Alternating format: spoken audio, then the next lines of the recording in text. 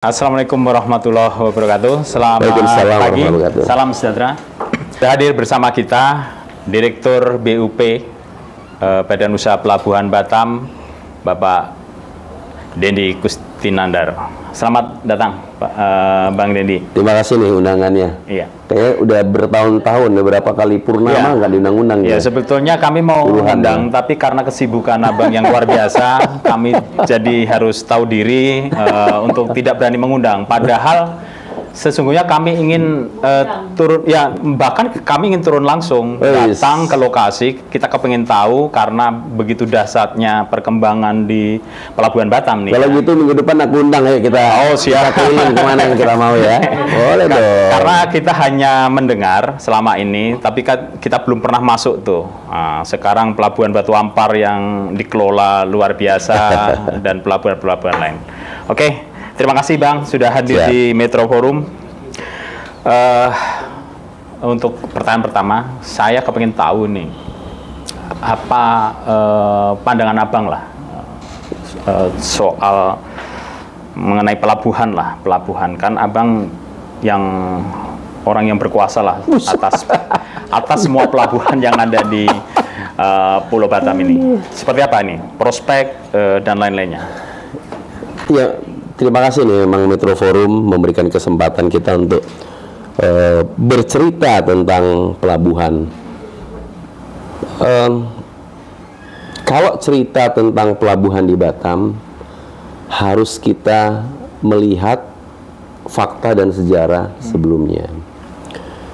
Di Batam ini dengan visinya Otorita Batam sejak tahun 73 memang mempunyai visi, mendeklar visinya bahwa Batam menjadi transshipment yang sampai saat ini kita belum mampu melakukan itu, transshipment. Dan dalam perjalanan kita melihat Batam tumbuh menjadi destinasi investasi, destinasi pariwisata, namun memang pelabuhan tertinggal. Dunia pelabuhan, pembangunan pelabuhan, pengelolaan pelabuhan tertinggal dibandingkan dengan bidang-bidang lain. Beberapa kali bukan tidak pernah kita coba. Tahun 90-an dicoba, 2002 sampai 2006 dicoba, 2014-15 dicoba, 2018-19 dicoba, kemudian 2021-22 dicoba juga. Namun belum mendapatkan blessing lah ya. Belum mendapatkan blessing lah untuk kita melakukan banyak perubahan. Nah, saya masih ingat yang selalu disampaikan oleh Kepala BI Batam sejak tahun 2019. Saat itu ketika Kepala BI Batam sebelum dilantiknya beliau Pak Haji Muhammad Rudi mendapatkan amanah dari Presiden Republik Indonesia yaitu Pak Jokowi dengan beberapa tugas, salah satunya adalah membenahi pelabuhan. Nah, sejak itulah kemudian BI Batam melakukan banyak perubahan dengan memperbaiki infrastruktur pelabuhan dulu. Kita berbicara hal yang terlalu jauh visinya, namun ternyata fakta di tahun 2020 yang kita lihat saat kita mulai membenahi Pelabuhan Batu Ampar sebagai pelabuhan utamanya Batam ternyata mempunyai banyak gap dari hal yang standar. Contohnya, Batu Ampar saat itu kedalaman kolamnya tidak dalam. Artinya variatif -5 sampai dengan -13 variatif. Itu maksudnya kalau kapal besar standar tidak bisa. Bagaimana kita mau berbicara tentang sebuah visi menjadi transshipment kalau kapal besar saja tidak bisa masuk. Kemudian kita lihat juga Batu Ampar tiap hujan deras banjir. Tidak punya lapangan penumpukan. Tidak punya auto gate yang untuk mempermudah orang melakukan kegiatan logistik. Belum disupport oleh sistem yang bisa berbicara dengan sistem internasional. Nah, masalah-masalah yang kemudian telah diinventarisir saat itu, inilah kita obati. Ibarat kita datang ke dokter, apa sih sakitnya? Oh, ini loh sakitnya pusing, kasih paracetamol. Ya kan, kalau sakitnya mungkin diare, dikasihnya Imodium, seperti itulah. Nah, langkah-langkah yang dilakukan disesuaikan dengan kebutuhan. Kita melihat ketertinggalan dengan Singapura dan Malaysia sangat jauh. Sudah tidak bisa dibilang pesaing lagi. Bedanya sangat jauh. Sehingga oke, kita benahi dulu, baru kita kemudian akan menentukan kita di mana. Dibenahilah. Terus satu lagi, alat bongkar muatnya pun masih konvensional. Yang 1 jam itu paling hanya bisa, satu crane itu bisa ngangkat paling 3-8. Kalau yang bagusan 8, yang lama 3, ya rata-rata average lah. 3 kapal gitu ya? Satu alat itu mengangkat kontainer tuh hanya 3-8 saat itu. Per 1 jam. Sehingga dibutuhkan banyak crane-crane darat kan. Kemudian setiap kapal bertambat di sana, itu membutuhkan waktu sampai 2 hari, 3 hari. Nah, dilakukan perubahan. Kita mulai membangun autogate system. Apa sih autogate itu? Tampangnya keren. Apakah betul dia keren? Ternyata autogate itu selain tampangnya keren, membuat logistik ini makin efisien. Saat itu yang pertama kali kita launching, karena paling gampang bangun. Yang lain kan bangunnya kan panjang nih. Kenapa? Tadinya kegiatan membawa dan masuknya kontainer ini perlu dicek manual. Oke. Tapi dengan kita membuat autogate, ada fisiknya, ada sistemnya, mereka kemudian hanya mengisi lewat aplikasi. Dan datang ke sana hanya tinggal menunjukkan barcode atau apapun lah, bisa berjalan. Sempat terjadi demo satu, ya biasalah. Namanya sebuah perubahan, ada culture shock. Nah, culture shock itu kan kita manage. Bagaimana cara orang bisa menerima perubahan itu? Ternyata jauh lebih cepat akhirnya. Tidak ada lagi antrian-antrian. Boleh dicek di tempat pelabuhan manapun, ngantri, di sini nggak ngantri. Padahal sudah banyak itu. Apanya? Kapal-kapal. Ya sama. Kalau kapal kan nggak kapasitas yang masuk. Sama. Tidak ada perubahannya karena pertumbuhan ya. Karena pertumbuhan, tetapi efisiensi terjadi. Itu 2022 lah ya. Di samping itu kita juga membangun kan, melakukan pendalaman, walaupun heboh beritanya lah, sudah, tapi kan kita lakukan pendalaman. Pembangunan tempat penumpukan. Tadi kita penumpukan terbatas sekali. Sekarang kita udah kita bangun. Kita beli 1 crane. Kita nggak punya crane itu. Kita beli 1 crane.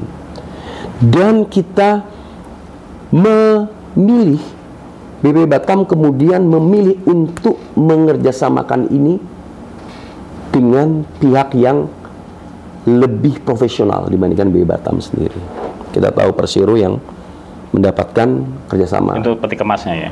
Untuk peti kemas, khusus peti kemas. Proses itu kan kita lakukan simultan semua. Untuk bilang kita bisa berubah. Dan semua kita lihat, pembangunan itu berjalan. Perubahan itu nyata. Infrastruktur berubah, pengelola berubah, sistem berubah. Kita baru ngomong itu apa ya? Belum ngomong yang lain. Kemudian pertanyaannya kan, apa hasilnya? Secara infrastruktur kita bisa melihat hasilnya. Ada crane, ada autogate, ada CY. Yang nggak bisa kita lihat mungkin pendalaman kan, kita ngomongin kayak, tapi ya itu sudah kita lakukan. Bisa dilihat dengan kapal yang sadar. Kalau kapal besar bisa sadar, berarti memang ada pendalaman. Apa kemudian yang terjadi? Apa yang bisa kita lihat outputnya? Kita bicara dulu tentang Batam. Batam ini punya nilai ekspor, saya kalau nggak salah, ekspor impornya itu belasan tambah belasan lah. Ekspor impornya kalau di neracanya BPS lah ya, di laporan BPS ya. Dan disebutkan di situ main port adalah Batu Ampar. disebutkan itu untuk ekspor impor ya. Karena batu ampar itu ada ekspor impor, ada domestik. Kita bicara dulu nilai yang sudah dipublish ekspor impor. Ekspor impor yang terjadi itu 50% tuh di batu ampar lah. Atau mungkin kalau kita bilang di batu ampar kegiatan ekspor itu bisa mencapai hampir 300 triliun lah per tahun. Atau mungkin around segitulah, saya lupa angka-angkanya. Lupa pasti. Secara value. Belum lagi yang kita bilang domestik yang saya nggak punya angkanya karena BPS mungkin tidak menerbitkan angka itu. Berarti kan ini dilakukan puluhan tahun dengan keadaan seperti batu ampar sebelum kita lakukan perubahan. Setelah dilakukan perubahan kita lihat. Saya kasih faktanya begini. Tadinya kapal itu datang,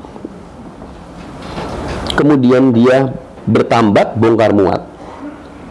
Bongkar muat, dia tambat itu bisa makan waktu saat itu 2 sampai 3 hari. Setelah kita lakukan perbaikan, yang dia kemudian harus di tempat pelni, nunggu yang lain di sana. Sekarang karena kita sudah perdalam, dia bisa tambat di daerah utara. Oke. Yang tadinya kerennya itu kecil, jadi waktu dia mau ngambil ini ibaratnya kapal nih, kerennya kecil. Dia ngambil sini selesai. Mau ngambil sana nggak sampai keren. Terpaksa kapalnya putar balik, manuver lagi. Diputar balik, kos lagi kan. Baru dia ngambil waktu. Karena keren kita sudah panjang, kita nggak perlu putar, dia langsung. Berapa unit? Baru 1. Oh, 1 unit. 1 dan dibantu dengan HMC, Hubble Mobile Crane. Ini yang dari Cina itu ya? Yang keren. Dari Korea, dari Korea yang kita datangkan 2023. Kan itu pesannya 1,5 tahun juga, hampir 2 tahun. Nah, dengan sudah berubahnya infrastruktur di dalam laut, dermaga, seaway ditambah crane, yang tadinya kapal itu 3 hari, 2 sampai 3 hari, sekarang dia tambat hanya 1 hari dia pergi.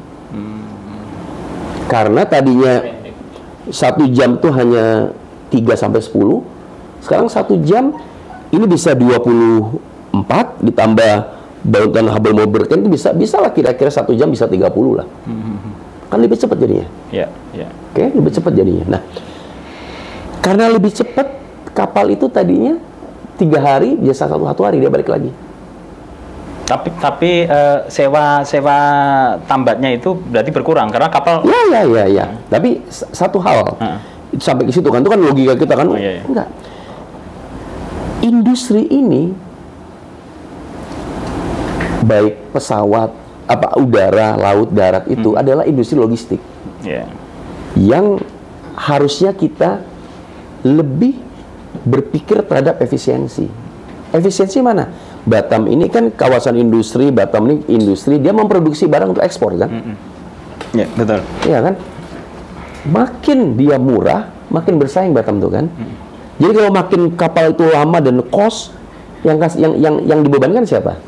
Kapal itu punya biaya lah. Setelah dia bongkar muat, biayanya 1 miliar. Emang dia mau nanggung biaya itu enggak kan? Siapa yang harus membayar? Masuk HPP itu. Harga pokok produksi. Bahasa Jawanya COGS. Ya, COGS. Ya kan? Wah, itu bahasa Jawanya. Nah, dengan sekarang dia tambatnya jadi berkurang, berarti lebih murah dong dibayarnya kan? Iya kan? Lebih murah, lebih cepat. Yang lebih hebatnya lagi tadinya kapal ini seminggu sekali datang ke Batam.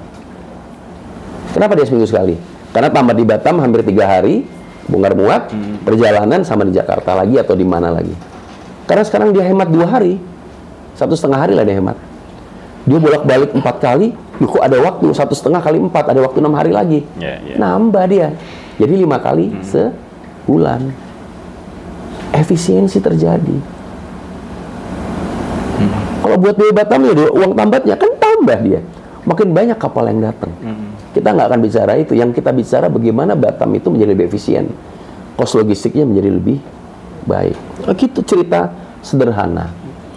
Kemudian hanya itu aja kan? Enggak. Ketika ini terjadi muncul namanya trust. Trust itu segalanya ya dalam bisnisnya. Kepercayaan dari siapa lihat, Batam berubah ya. Is it real Batam berubah? Cobalah. Bener loh berubah loh. Ada kesaksian Batam berubah. Saya nggak perlu manuver lagi. Saya lebih cepat di Batam. Wah semuanya lebih cepat. Izin BU Batam sudah mangkas. Kita memangkas semua proses perizinan. Semua oke lebih cepat. Kalau gitu memungkinkan dong kita melakukan ekspor langsung. Mungkin nggak? Nggak pernah terjadi. Ekspor kita lewat Singapura semua. 100% lewat Singapura. Karena nggak ada kapal yang membawa ini ke negara tujuan. Negara tujuan ekspor itu kan paling tinggi Singapura, nomor 2 Cina dan Amerika, bolak-balik aja lah. Tapi semua ke Singapura, di sana transshipment. Berarti kan cost kalau transshipment ya. Ada cost lagi kan? Wah, di sana dibongkar, masukin lagi. Sampai pada ketika kita belum mulai berjalan ini, ada pihak yang menemui saya saat itu tahun 2022 untuk, yuk Pak Denny, kalau melihat perubahan yang akan dilakukan seperti ini oleh BP Batam, kami optimis ini bisa, ayo kita mulai. Nah, kita mulai bicara lah, di 3 negara lah kita bicara, terus intens mewujudkan ini bisa langsung. Kita mulai mengundang para pelaku kapal, pemilik kapal untuk ayo datang ke Batam International. Tapi memang hal seperti ini kan kita lakukan dengan perencanaan yang matang, tidak juga kita mau koar-koar karena pasti banyak hal-hal yang akan menjadi faktor X kita lakukan. Saya ingat 8 bulan melakukan ini, proses-proses intelijen seperti ini. Dan akhirnya 2023 mulai ada satu kapal internasional lah yang kemudian mau mencoba untuk melakukan ekspor langsung dari Batam ke negara tujuan, Batam, China. China. Bulan Maret saya ingat tuh. Ini game changer. Pertama kalinya ekspor langsung. Reguler ini ya. Kalau yang non reguler sering. Ya. Reguler dia mencoba, dia melihat, dia datang. Bener nggak sih apa yang dilakukan BP Batam? Oh ternyata bener. Lihat perubahan. Aku maulah. Tapi tentu bukan mau begitu aja. Dia terjunkan tim berapa bulan itu untuk riset dan menjadi marketingnya. Setelah dia oke, dia go. Dan berjalan. Tadinya cuma 100 kontainer aja kok. Jadi hampir 100 kontainer. Tapi lama-lama kan tambah.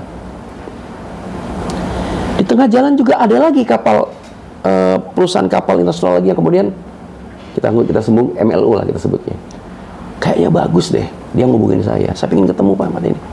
Berapa kali ketemu, datang semua, dia tanya semua kedalaman, alur semua, saya kumpulin semua stakeholder. Ini bagus nih. Pemain dunia lah. Mau dia masuk juga. Sudah ada 2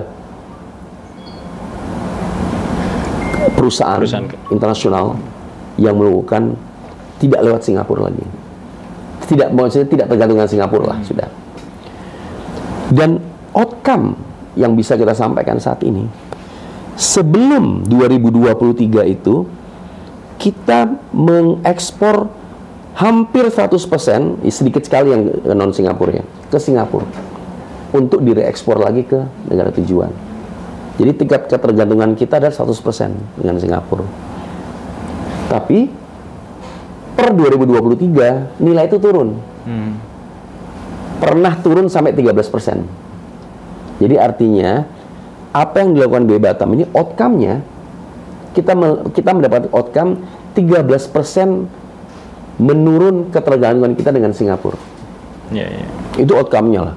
Masih banyak cerita-ceritanya, nanti kita akan lanjut. Tapi yang kita sampaikan, apa yang dilakukan oleh BP Batam untuk memperbaiki industri kepelabuhanan, untuk menurunkan kos logistik menjadi beban dari para investor manufacturer assembling di Batam, ini sudah kelihatan hasilnya. Apakah langsung menurunkan kos logistik? Ya, itu perjalanan. Hari pertama ketika keren datang, masa turun nggak? Ya nggak begitu bisnis kan. Bisnis tidak permintaan. Oh, kalau saya bisa langsung ke Cina, berarti saya nggak usah lewat Singapura. Apa yang bisa di-cut? Ya cost handlingnya Singapura bisa di-cut. Langsung ke sana. Ini kan masalah cost kan, nggak ada orang mau rugi kan. Nah, itulah tugasnya pemerintah dalam ini BP Batam. Kita menyediakan infrastruktur, suprastruktur, infostruktur kemudian pengelola yang profesional, dan kita menyampaikan kepada seluruh stakeholder kita siap menjadi pembina investasi. Kita siap untuk mensupport semua kegiatan investasi yang ada di Batam. Itu singkatnya, nanti mungkin detailnya kita bisa bicara. Iya, kalau sekarang ini di akhir 2024 sudah seperti apa? Kemarin 2023 itu tadi yang 13%. 2024, sorry, 2024. 2023 kan baru datang keren ya. Sorry. Hasilnya trust itu muncul di 2024. Sorry, saya tadi salah ya. Jadi 2023 itu klaim masuk, Seaway sudah jadi, semua sudah dikeruk, kemudian Persero sudah kita kasih hak untuk melakukan pengelolaan yang dilakukan oleh Persero. Ini kemudian melakukan modernisasi semuanya dan muncul trust. Yang harusnya target kita itu direct call, itu kita ngomong direct call ya. Direct call itu langsung itu 2025. Namun BW Batam dan PT Persero mampu mempercepat ini 1 tahun. Oh, jadi 2024 sudah. Iya, sudah masuk. Iya, betul. Itu yang bisa 13% tadi. Menurunkan yang ketergantungan sama Singapura 13%. Ya. Berarti di 2025 ini kan pasti ada target dong. Seperti apa target untuk tidak tergantung pada Singapura, yang bisa direct langsung ke negara tujuan ekspor itu? Ya, sebenarnya target kita di 2025 itu adalah direct call. Yang kita capai di 2024. Sudah kita capai lebih cepat ya. Dan 2025 ini pengelolaannya terhadap ketersediaan infrastruktur akan lebih masif. Ada baiknya nanti ngundang Persero, karena Persero akan lebih detail dia bicaranya, karena dia yang akan mendapatkan, ya sudah mendapatkan hak pengelolaan ya.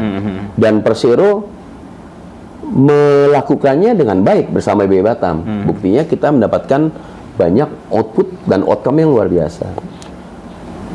Di pertengahan tahun ini Persero akan mendatangkan, karena kita sudah mesan ya, salah satu kewajibannya ya, Persero itu kan harus melakukan investasi 1,1 triliun di 2 tahun pertamanya, 1,1 triliun untuk membeli 4 kontainer crane lagi. Kalau yang satu tadi itu punya BW Batam, BP yang beli, yang beli BW Batam.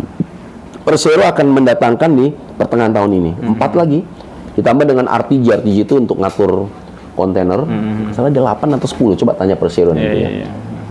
Dan membangun sistem dan lain-lainnya lah.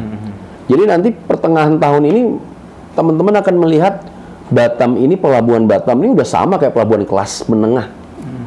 Puluhan kontainer crane yang berjejer, lapangan penumpukan yang sudah bagus, sudah berubah total. Secara fisik ya. Apakah berimbas selama infrastrukturnya oke? Pertama, lokasinya strategis kita kan. Lokasi strategis, infrastrukturnya sudah oke, pengelolaannya bagus seperti yang dilakukan Persero sekarang. Bayangkan, kemarin saja sudah ada 2 MLO yang masuk. Apalagi kalau nanti lebih lengkap. Apakah itu pasti? Ya, selama syarat ketentuan berlaku, siapa sih yang nggak mau berbisnis di Selat Malaka? Ya kan? Cuma bagaimana caranya ya? Kita harus menyamakan ekspektasi, bukan menyamakan, memenuhi ekspektasinya para pelaku usaha. Di Singapura dia dapat, di Malaysia dia dapat, di Batam dia harus kita puaskan ekspektasinya. Dengan apa ya tadi kita sampaikan? Berjalan lancar, saya yakin berjalan lancar. Saya yakin ini berjalan lancar. Kalau kemarin kita nggak bisa lancar, karena ekspektasi mereka mau masuk, nggak bisa. Kapal saya nggak bisa masuk. Kamu nggak punya alat bongkar muat. Kamu nggak punya sistem yang bisa bicara dengan dunia internasional. Sekarang kamu sudah punya. Let me try. Saya mau masuk. Kamu kasih apa yang lebih dari Singapura? Kamu kasih apa yang lebih dari Malaysia? Kita bisa bermain, mungkin kita bisa di niche market ya. Kalau leadernya pasti Singapura. Mungkin yang penantang pasarnya Tanjung Pelepas. Kita mau menantang pasar terlalu jauh. Mungkin kita main di niche marketnya saja, di ceruk pasarnya saja. Dan memang ya ngapain kita harus fight kalau kita bisa punya ceruk pasar sendiri gitu kan? Sambil kita tunggu pertumbuhan kita. Berarti selama ini Bang, kita kan menduga kenapa Batam tidak mengelola, kita melihat begitu semua labuhnya di Singapura. Kenapa Batam yang dekat Singapura kok nggak pernah ada limpahan gitu kan? Ternyata karena pengelolaan pelabuhannya yang waktu itu belum dilakukan gitu ya. Atau memang ada tekanan dari luar sehingga banyak faktor sebenarnya. Kita bicara faktor lingkungan internal dan eksternal dulu. Selat Malaka itu salah satu selat tersibuk di dunia. Karena memang secara geografis alur laut itu yang menghubungkan timur dan barat itu harus melalui Selat Malaka. Siapa yang ada di Selat Malaka ya dia beruntung lah. Contoh Singapura, Malaysia, Batam beruntung. Iya kita beruntung. Tapi kan pertanyaannya sekarang harapannya kita beruntungnya harus sesama dengan Singapura. Ini masih jauh. Nah, kapal-kapal yang ada di Selat Malaka ini memang terbagi. Ada yang dilayani oleh Singapura, itu kalau saya nggak salah angkanya, yang saya baca di jurnal itu, jurnal pun tidak ada satu jurnal yang bisa menentukan angka pastinya. Jadi mereka kira-kira 30% itu hanya lewat, ya, 40% ke Singapura, 20% ke Malaysia, 10% katanya ke Indonesia. Katanya begitu. Namun memang beda sizing. Batam itu kapal yang datang ke Batam tuh banyak loh. Kalau kapal kargo ya. Kalau kapal penumpang lebih banyak lagi. Kapal kargo itu hampir 27-28 ribu kapal. Tapi sizingnya yang kita hitung kecil. Kayak tongkang. Kan satu hitungannya itu. Kapal gede FSU itu satu, tongkang satu. Yang di Batam tongkangnya setiap hari ke Singapura. Untuk membawa kan dihitung satu juga. Jadi kalau dihitung jumlah kita oke lumayan, tapi mungkin dihitung economic scale-nya kita masih kalah jauh. Economic scale-nya. Ini yang mau coba kita kejar. Nah, kenapa kapal kok lebih prefer dia ke Singapura kalau lihat dari jumlah kan? Setiap pelaku usaha tentu punya pilihan. Apa kelebihannya Singapura? Kenapa dia mau ke sana? Kalau kita tahu tarifnya mahal. Pada akhirnya tarif itu hanya menjadi bagian dari yang namanya efisiensi. Seluruh pelaku usaha tahu, dia menjual barang mahal murah itu dia sudah tahu. Harapannya orang dia sudah tahu. Kalau harapannya orang tuh 1 hari kelar, 6 jam kelar, saya kasih harga mahal dia oke kan? Itu yang dilakukan Singapura. Kepastiannya, dia tahu, dia sudah bisa menghitung. Bisnis intelijennya sudah bisa menghitung. Ini loh harapannya. Mereka mampu gitu kan. Ada. Ya. Dan dia lengkap semua infrastruktur, pelayanan semua lengkap. Nah, kalau kita kan harus kembali Batam ini kemudian melakukan lagi pembangunan yang harusnya kita lakukan kan. Tapi itu juga Bang. Kenapa kita ini yang kelemahan di Indonesia itu soal kepastian. Terutama masalah ya termasuk kepastian hukum. Kan beda dengan Singapura. Begitu masuk sana orang udah percaya duluan gitu kan. Apalagi soal perizinan-perizinan di kita gitu kan. Nah, seperti apa Abang memberlakukan masalah perizinan-perizinan? Bagaimana menyingkat birokrasi yang biar tidak terlalu bertele-tele? Ya, itulah output dari peraturan pemerintah nomor 41 yang memberikan banyak kelebihan pada BP. Dalam ini BP Batam. BP Batam. Semua perizinan di BP Batam. Ada PTSP, online semua. 2021 revolusi terjadi tentang perizinan, nggak perlu lagi ke pusat, dilakukan oleh PTSPB Batam. Kalau mau tahu hasilnya, diundang para pelaku usaha. Kalau selama ini kita bicara, mereka sangat senang dan bahagia karena banyak sekali menghemat waktu di situ. Kalau pertanyaannya, kok kita belum bisa sama dengan Singapura? Bukan itu harusnya pertanyaannya. Pertanyaannya itu adalah seberapa tambahan kepuasan dari pelaku usaha. Karena kita mengejar Singapura yang jauh kan perlu waktu nih. Ibarat Shenzhen mengejar Hong Kong yang sekarang terkejar, tapi kan dia perlu waktu puluhan tahun juga. Kita mengejar ke Singapura juga nggak mungkin 1 tahun. Kita akan mengejar perlu waktu, entah belasan, entah puluhan. Tapi yang paling penting, growth kita, growth kepuasannya itu. Negara-negara seperti yang memberikan pelayanan luar biasa, Dubai, Singapura, growth kepuasannya tentu nggak bisa banyak. Tapi negara seperti kita, seperti Batam, bukan negara, seperti Batam ya, tentu kita dengan gap yang begitu gede, kita punya kesempatan memperoleh growth yang tinggi di awal-awal ini. Kenapa? Karena memang jauh. Jauh ini banyak banget yang bisa kita kejar. Kalau sudah segini, memang berat kita bersaing kan. Tapi kalau sudah segini, kita bisa ngasih banyak hal terhadap kecepatan, terhadap tarif, terhadap semua pelayanan. Dibutuhkan berapa lama itu kita untuk menjadi? Saya nggak punya jurnal, nggak punya teorinya. Tapi sebagai pelaku, selama komitmen pemerintahnya sama seperti ini terhadap dunia kepelabuhanan di Batam, harusnya ini bukan hal yang tidak mungkin dalam jangka waktu 10-15 tahun ke depan kita bisa melipat gandakan volume saat ini sekitar 20 kali dari saat ini yang di Batam punya ya. Sebagai contoh Pak, Tanjung Pelepas itu dari 0 sampai dengan 12 juta dia membutuhkan waktu 20 tahun. Sebagai contoh ya. Itu cepat Pak, luar biasa. Singapura saat ini punya kapasitas 60 juta, tapi dia melayani 37 juta. Batam baru 600.000. Kalau kita belajar dengan Tanjung Pelepas, dengan komitmen pemerintah yang luar biasa, dia perlu 20 tahun untuk menjadi 12 juta. 20 tahun. Nah, ayo kita tentukan sendiri target kita. Kita mau kejar Singapura yang sama, 37 juta itu. Tanjung Pelepas, 20 tahun itu baru 12 juta. Baru sepertiganya Singapura. Baru sepertiganya Singapura. Nggak, maksud saya, sebetulnya kalau untuk Indonesia, sebenarnya bisa dikejar cepat. Ini masalah SDM, terus infrastruktur kata Abang. Tadi sudah, apalagi katanya soal kren tadi ya, ada harus invest 1,3 T yang si 1,1 T si Persero. Sedangkan kenapa karena kita bisa lebih murah dari Singapura sehingga orang mau berbondong-bondong ke kita. Yang penting kan SDM dan peralatannya gitu kan. Karena murah ya kita dukung juga upah kita yang murah dibandingkan dengan Singapura dan Malaysia gitu kan.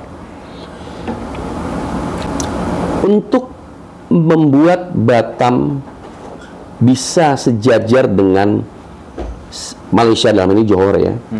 Johor, Singapura bisa masuk dalam kancah persaingan lah ya. Tentu membutuhkan banyak faktor. Tadi dari faktor media, mungkin setelah mendengar cerita dari kami, bisa juga ada cerita dari stakeholder yang lain, bisa juga kemudian memberikan masukan-masukan pada pemerintah. Yuk kita tambah perhatian kita kepada Batam. Bisa jadi kan? Kita berharap itu kan.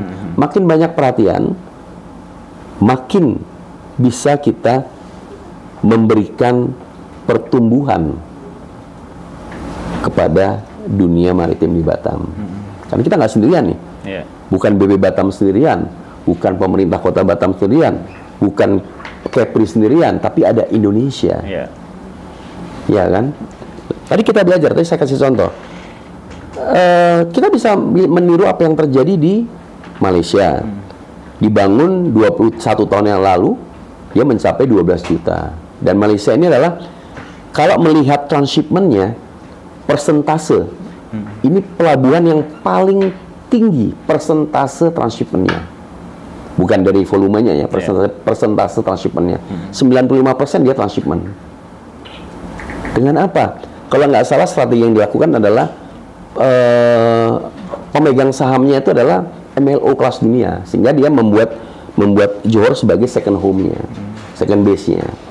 Kita bisa meniru banyak hal dari kesuksesan PSA, kesuksesan Dubai, kesuksesan Tanjung Pelepas, Busan.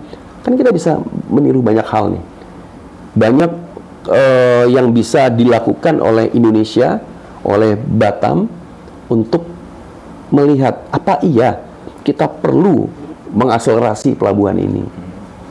Ini yang saya ceritakan, ini apa yang kita lakukan nih? Kalau yang disampaikan oleh teman-teman Metro Forum, ini kan ide besar nih. Kalau kayak begitu aja kita dapat hasil sudah cepat, apalagi kalau perhatiannya lebih. Ya kita berharap, kan kalau kita ini kan tentu punya keterbatasan. Kalau hanya sebagai kota, BP Batam punya keterbatasan kalau kita harus fight-nya dengan Singapura dan Johor. Perlu tangan-tangan yang lebih kuat, yang lebih ajaib untuk mensupport. Tapi tergantung harapan kita nih. Tapi ada nggak Bang, antar kebijakan Abang, kebijakan Direktur Pelabuhan? Nggak ada kebijakan di pelabuhan. Bukan. Cuma menjalankan kalau gitu. Ya, dengan kan pasti ada kan, pasti akan ada terobosan-terobosan yang dilakukan oleh Pak Dir sebagai Direktur Pelabuhan. Ada nggak benturan-benturan dengan kepentingan pemerintah pusat ini soal pelabuhan? Karena bagaimanapun saat kita ada ide ini ternyata berbenturan nih, pemerintah pusat minta seperti ini. Saya rasa ini beda bahasa mungkin ya. Saat ini kan dunia ini semangatnya adalah kolaborasi. Semua dikolaborasikan. Dalam kolaborasi apa sih? Dalam kolaborasi itu hal paling pentingnya adalah bagaimana komunikasi itu efektif. Kita nggak bisa berkolaborasi karena komunikasi kita nggak efektif, memunculkan prasangka. Nah, yang kita lakukan dengan pemerintah pusat, karena kita adalah kalau BP Batam itu adalah instansi pusat, sesuai dengan PP nomor 6 tahun 2011 itu BP Batam adalah instansi pusat. Kita berbicara dengan kementerian, dengan ya pihak-pihak di pusat, karena kita punya Dewan Kawasan, kementerian, ketua Dewan Kawasan kan Menko Perekonomian.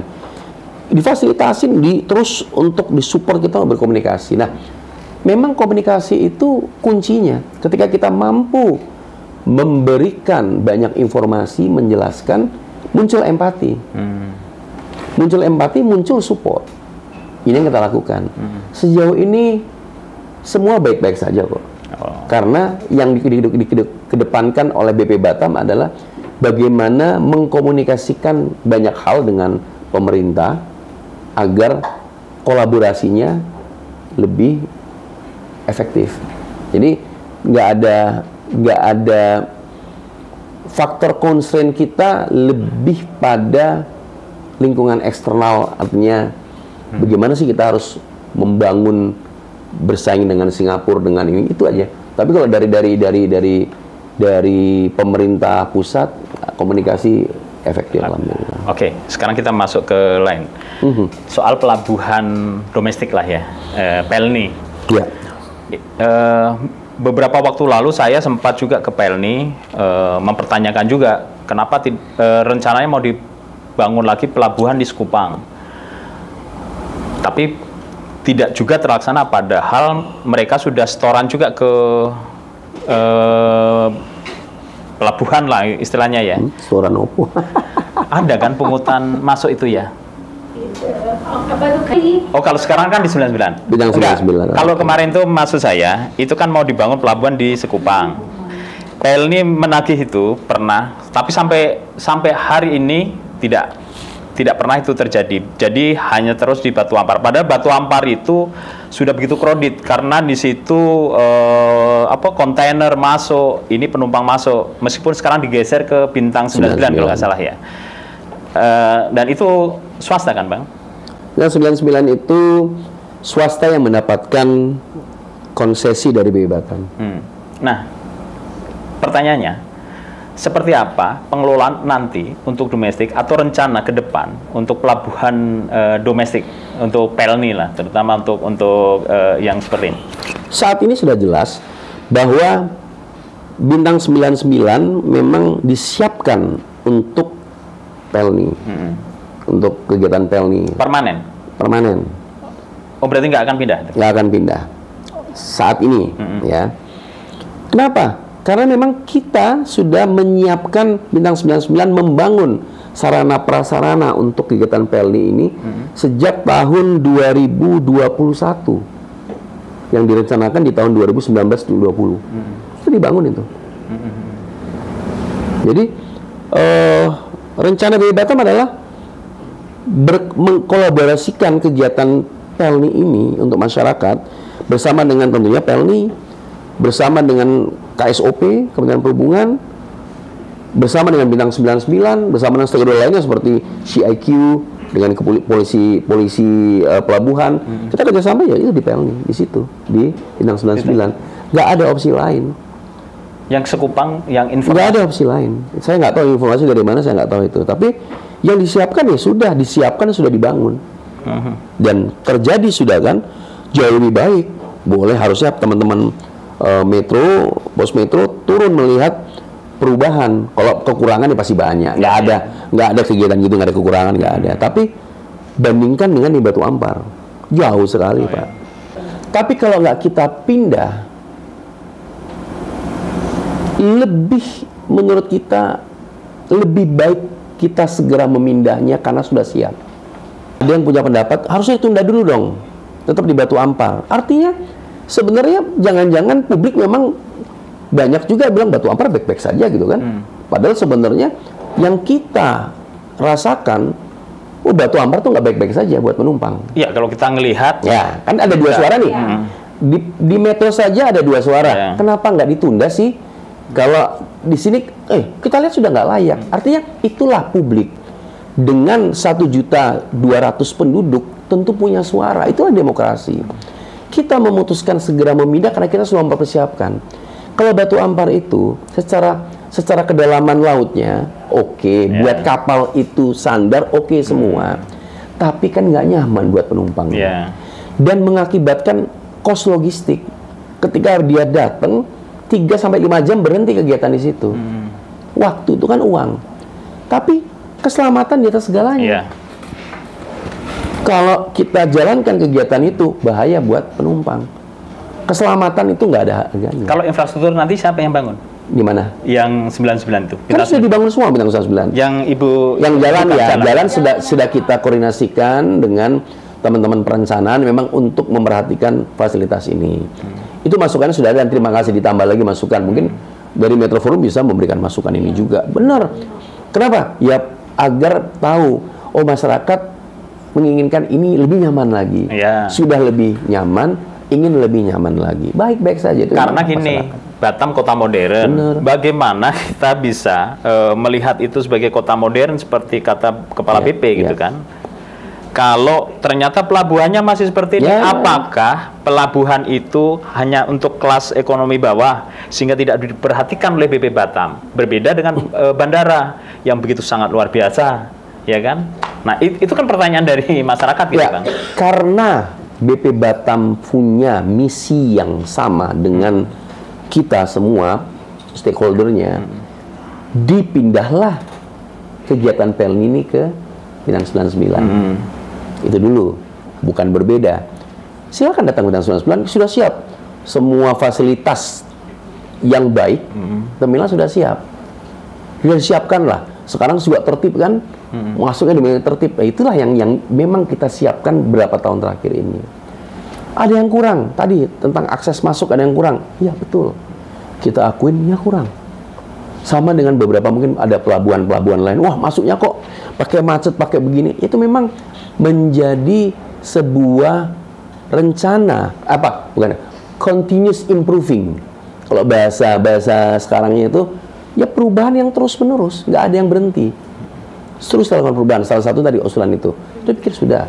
Terima kasih Bu, diingatkan lagi. Nanti kita akan terus coba berkomunikasi. Tidak ada yang 100% memuaskan pengguna jasa, nggak ada. Tetapi catatan-catatan dari pengguna jasa itulah yang membuat pemerintah atau kita sebagai jasa berubah. Nggak ada yang 100% memuaskan, nggak ada. Dan terima kasih, kita nggak boleh alergi. Anytime boleh di WhatsApp, boleh disamperin, boleh di apapun. Jalan sekarang komunikasi gampang, bisa dengan WhatsApp, bisa dengan telepon, bisa dengan datang, atau mungkin bisa dengan ekstrimnya nulis di medsos. boleh aja, itu kan wajar kan. Tapi kalau saya yakin kalau teman-teman Metro ini kita sudah kenal puluhan tahun, biasanya kalau ada apa-apa langsung di WA atau nelfon. Tapi itu hak dari masyarakat pengguna jasa bahwa medianya di zaman demokrasi ini semua ada media yang bisa digunakan untuk menyampaikan saran, kritik.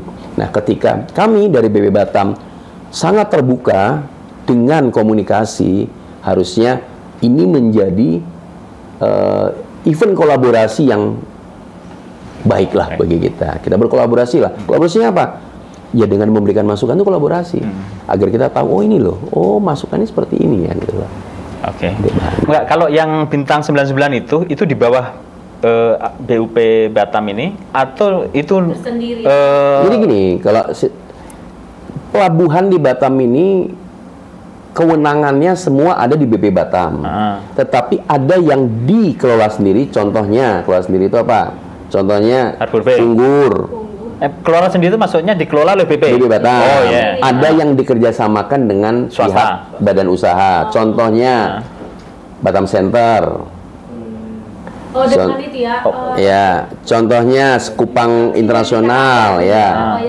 Contohnya Bintang 99, contohnya Nongsa.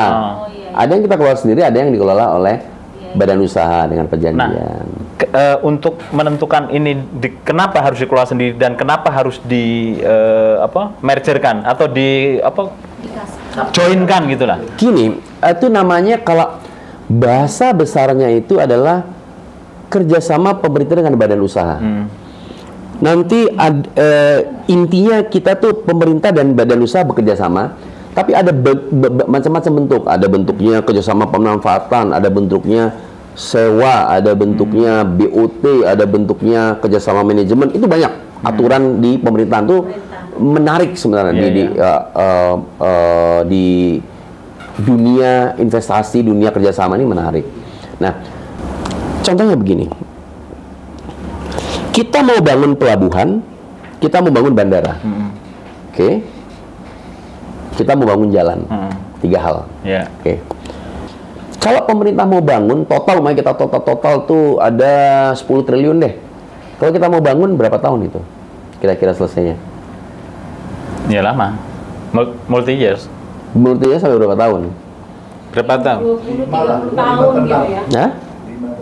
Kalau bangun itu doang, memang yang lain nggak dibangun. Kan kalau APBD tambah buat Batam itu berapa gitu kan? Duitnya masuk kan ada belanja pegawai dan segala macam kan. Kan taruh kita let's say kita ngomong 10 triliun tadi ya angkanya ya. Belum lagi yang lain-lain. Pilihannya adalah menunggu pemerintah membangun dengan anggaran pemerintah yang mungkin 1 tahun cuma 5-6 triliun untuk semuanya. Tapi kita punya Pareto beberapa hal ini. Atau kita suruh swasta membangun ini. Investor lah ya. Ini dan masyarakat daripada menunggu 10-20 tahun lagi ada, masyarakat sudah mendapatkan sekarang. Kan pilihan. Namanya kerjasama pemerintah dan badan usaha. Salah satu pertumbuhan ekonomi itu adalah adanya investasi. Faktor I namanya. Nah, kalau tadi 10 triliun itu mungkin dibagi 5 tahun ya, 2 triliun itu masuk untuk investasi ini kan membantu pertumbuhan ekonomi. Dengan adanya kegiatan pembangunan itu 5 tahun dia bangun terus, orang juga ada punya kerjaan kan.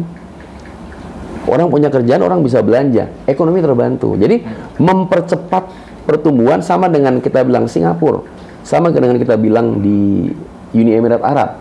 Itu kan investasi asing semua. Tapi demikian cepatnya dia. Karena semua modal masuk ke situ membangun. Itu pun konsepnya sama. Pilihannya kok mana yang itu sama pilihannya. Tapi kan ada risikonya juga kan. Seperti di dermaga Batam Center sekarang. Ini bermasalah kan? Yang mana? Yang Batam Center. Masalahnya? Ya nggak boleh beroperasi. Beroperasi kan Batam Center, Pak. Tapi ada kan yang satu titik yang ponton ponton C ya memang masih ada beberapa catatan yang belum clear and clean terhadap ponton C, tapi kan komunikasi terus. Tapi kan ponton 1-2 yang memang punya BB Batam kan efektif berjalan. Terus ini Bang, informasinya benar enggak itu bahwa pelabuhan Batam Center itu nanti akan ditutup dan akan diganti dengan pelabuhan di Bengkong? Terkait dengan rencana pembangunan pelabuhan Batam Center ya. Batam Center rencana kita akan membangun 10 kali lipat lebih besar dari sekarang.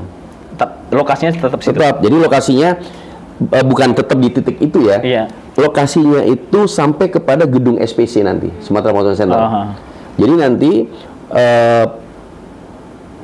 terminal ya, terminal akan dibangun di daerah depannya SPC itu nanti, dan akan pindah ke sana, depannya SPC ya. Sehingga yang tempat sekarang ini akan menjadi daerah jasa, apartemen, mall, ya semua daerah jasa seperti kita lihat di inilah, mungkin kayak di SCBD gitulah, daerah daerah jasa begitulah. Jadi akan direklamasi nanti itu. Oh, justru seperti itu, didorong ke sana ya? Iya, jadi direklamasi itu, tapi akan dibangun dulu oleh pengelola sekarang, dibangun dulu yang di depannya SPC akan dibangun dulu nanti, agar berpindah ke sana. Tapi informasinya gara-gara ini mudah sekali, apa itu namanya itu, yang harus dikeruk terus itu loh. Oh, itu kan kalau itu perawatan itu, jadi gini, ini juga memang harus berkomunikasi kita dengan semua stakeholder. Dalam dunia maritim, keselamatan pelayanan itu segalanya. Salah satunya adalah tadi kedalaman kolam. Itu nggak ada kata tawar, Pak. Itu harus dirawat. Ya, pengurukan itu, perawatan itu kayak bintang 99. Kenapa pel ini bisa masuk? Karena dilakukan perawatan pengurukan. Gitu. Terus kalau yang Bengkong, ini kan swasta juga nih. Bengkong itu namanya terminal khusus. Nah, untuk apa itu? Untuk Wisatawannya. wisatawan. Untuk kayak yang di Nongsa kayak ya, itu terminal khusus, bukan terminal umum. Kalau untuk bisa dia punya pelabuhan khusus atau swasta seperti di Bengkong itu, apa itu syarat atau perizinannya? Kalau perizinannya mungkin bisa di-download di syarat-syarat untuk melakukan perizinan terhadap terminal khusus. Itu ada standar. Bukan. Apakah BUP masih kekurangan pelabuhan lagi? Kok harus dibikin terus gitu? Kalau terkait dengan ini mungkin kita ngomong BU Batam ya, bukan BUP ya. Kalau BUP ini, kalau kami ini adalah mengoperasikan, operasional ya, terkait dengan tadi sebenarnya. Tapi yang tahu kan BUP. Ya. Butuh tidaknya.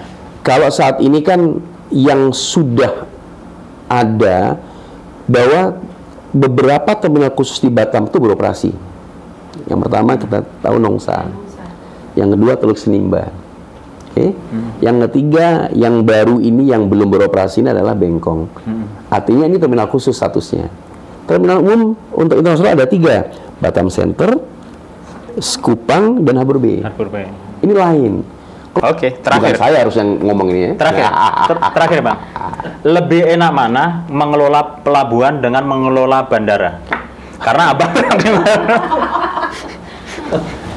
ya, saya termasuk orang yang beruntung, mungkin di dunia ini pernah merasakan memimpin bandara dan pelabuhan. Mungkin nggak semua orang mendapatkan kesempatan untuk dua hal yang berbeda, karena kan keilmuannya beda. Karena tentunya terima kasih untuk pimpinan-pimpinan saya di berbagai masa yang memberikan saya kepercayaan untuk belajar dan mendapatkan kesempatan yang langka ini. Enaknya, paling enak di dunia ini adalah ilmunya, belajarnya. Kalau nggak enaknya pasti banyak lah. Cuma kita harus bersyukur ya. Oke. Nanya dikit. Kalau datang terlambat nanya dikit. Pelabuhan ini kan satu sisi sebagai daerah bisnis, di satu sisi banyak juga dimanfaatkan oleh oknum-oknum untuk melakukan tindakan-tindakan ilegal. Pelabuhan Batam Center misalnya itu ditengarai sebagai tempat penyeludupan PMI ilegal ke negara tetangga, terutama ke Malaysia. Pelabuhan khusus juga itu diduga sebagai tempat melakukan aktivitas, terutama untuk penyelundupan PMI ilegal dan penyelundupan devisa.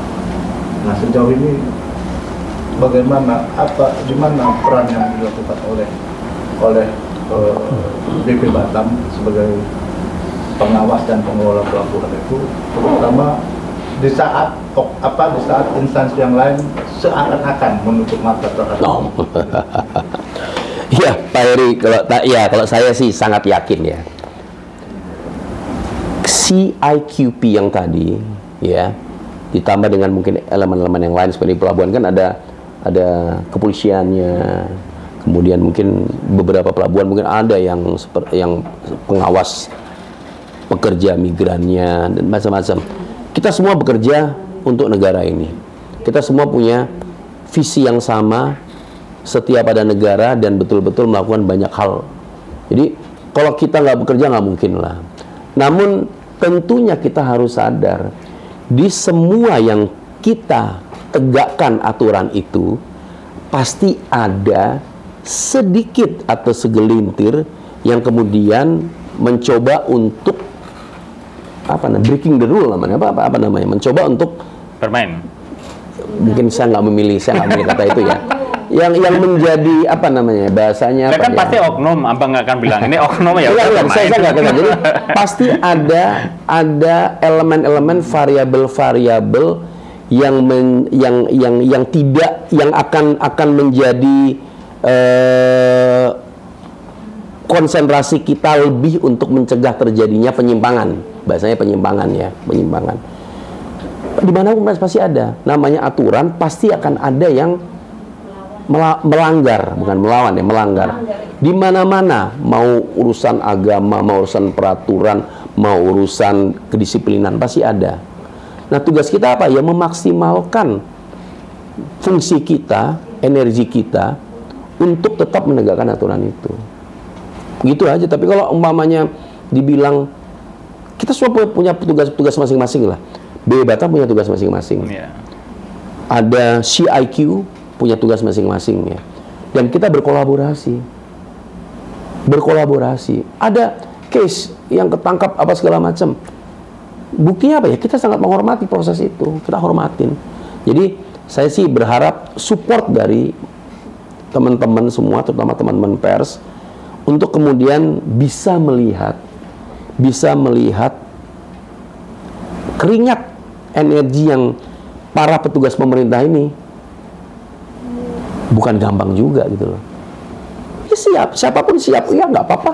Kemarin kamu kritik, nggak apa-apa gitu kan. Artinya seperti itu kan. Inilah kehidupan kan. Jadi artinya orang tuh sawang sinawang. Ya oke. Kenapa kalau kita bisa berkomunikasi begini kan jadi tahu, oh iya ya, saya nggak pernah kepikir tentang itu gitu. Tapi ya terima kasih diundang. Oke. Udah 5 tahun nggak ngundang saya. Oke.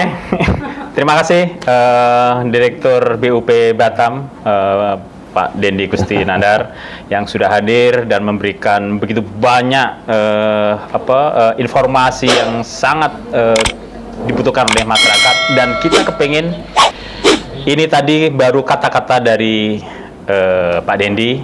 Kita ingin buktikan kebenarannya di lapangan. Kita tunggu undangan dari Pak Dendi. Sampai jumpa di Pos Metro berikutnya. Ingat